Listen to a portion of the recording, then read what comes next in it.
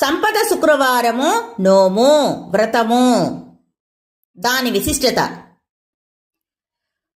పూర్వకాలం నాటి మాట.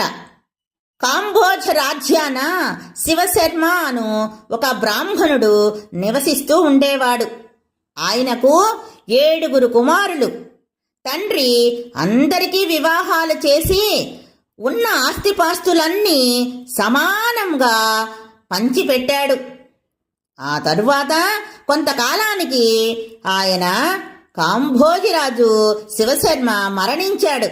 అనంతరము కుమారులు కొంతకాలానికి విడిపోయారు.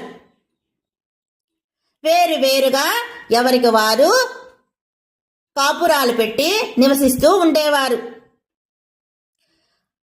అందుకొందరు భ్రష్టులయ్యారు, మరికొందరు ఆచారహీనులయ్యారు. ఏది ఏమైతేనేమి అందరికందరూ దరిద్రము అనుభవించసాగారు. ఎవరు ఎలా ఉన్నా కాలం ఆగదు కదా, దాని పని అది చేసుకొని పోతూ ఉంది.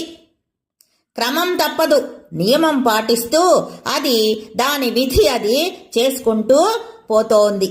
ఒకనాడు శ్రీలక్ష్మి భూలోక సంచారం చేస్తూ అష్ట కష్టాలు పడే ఆ బ్రాహ్మణుని శివశర్మ కుమారుల ఇండ్లకు వెళ్ళింది.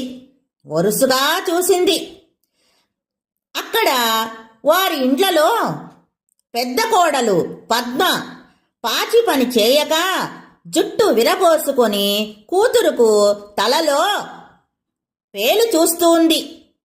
రెండవ కోడలు సావిత్రి పక్క పరచినటువంటి బట్టలు తీయక పిల్లలకు సద్ది అన్నము పెడుతోంది. మూడవ కోడలు కామాక్షి పాతగుడ్డలు కుడుతూ కూర్చుంది. నాలుగవ కోడలు జయంతి గచ్చకాయలు ఆడుతూ ఉంది. మరి ఐదవ కోడలు అన్నపూర్ణ ఇరుగు పొరుగు వారితో గొడవలు పెట్టుకుంటూ ఉంది. మరి ఇంకొక కోడలు ఆమె గొడవలు పెట్టుకుంటూ ఇరుగు పొరుగు వారిని చీవాట్లు పెడుతూ తిడుతూ ఉన్నది.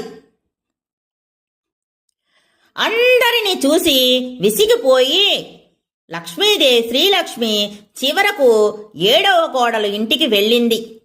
ఆమె పేరు విజయ కళ్యాణి రాధిక.